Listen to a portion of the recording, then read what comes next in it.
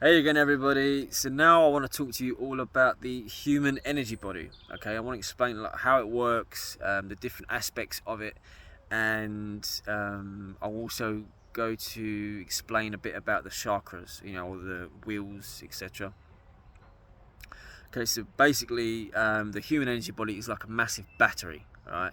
It is the energetic, more subtle layer of ourselves, of our individual selves. So here we see the physical with our physical eyes, but the energetic layer or the energy body is something we see with our intuition or our first eye. Um, so basically, when you imagine a battery, okay, or an electrical power box on the side of your house, okay, it's going to have many wires. It's all going to be working correctly, it's all organized, and it's clean. Okay, everything works, and that allows for your house to work. Okay, like you'll be able to use your lights, you'll be able to switch your fridge on, you'll be able to charge your phone, everything. So everything works because of this battery, because it's working correctly. Now if we correspond this to the energy body, okay, so the ancient Indian Vedic scriptures talk about the human energy body having about 72,000 different channels, yeah, or wires. When these, again, when these are open and working correctly, we can experience the external world well. We've got all our senses, we can navigate everything, we're happy, we're healthy. Okay, so it's very important to have these working correctly, and that's the aim of Reiki. It's to open these channels up so everything's working correctly. It's also, yoga does the same thing.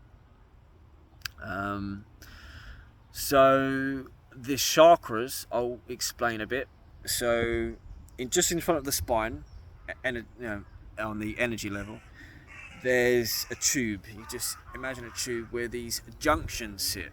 These junctions of these channels. So if you imagine a very busy street or a very busy square in a city where there's a lot of movement of different sets of traffic, that's essentially what these are.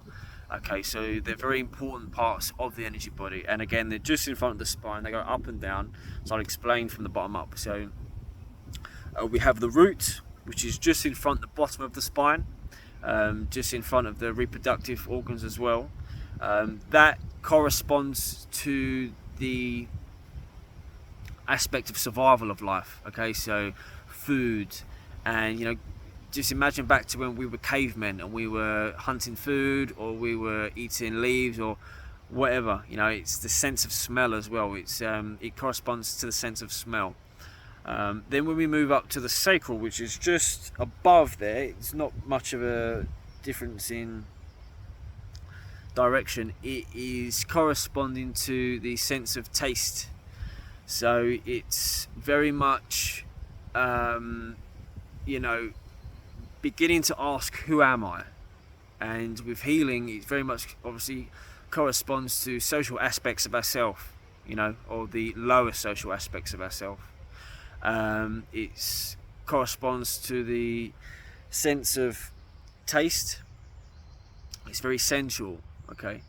When we move up to the navel or the solar plexus chakra, it more corresponds to our, like, the power we have as a person or individual. These are still lower aspects of ourselves, but it's more of our security as a person. Okay, so it can go into like financial aspects as well. It also that sense of personal power. The navel chakra in itself is also very important to direct different parts of energy to different parts of the body. So it's very important as well.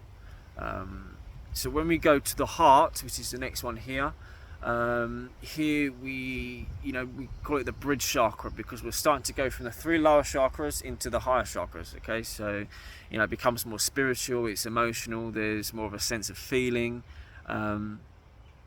It's also connected to the physical sense of sight. So that's quite self-explanatory. There's a lot of like emotional stuff being held there, and usually a lot of stuff that needs to be cleared out when working with a client. When you go up to the higher chakra here, it's the throat. This is the sense of like, this is who I am, and it's we'll get into the higher planes of spirituality here.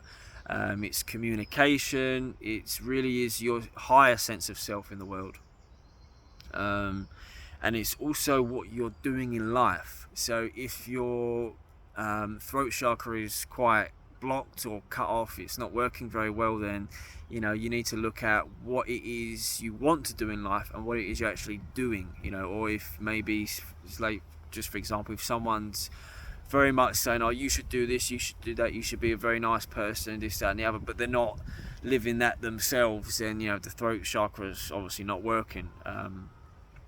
You can also tell when someone's throat chakra's open, because the voice is quite sweet, and it's nice to hear, or they're very interesting.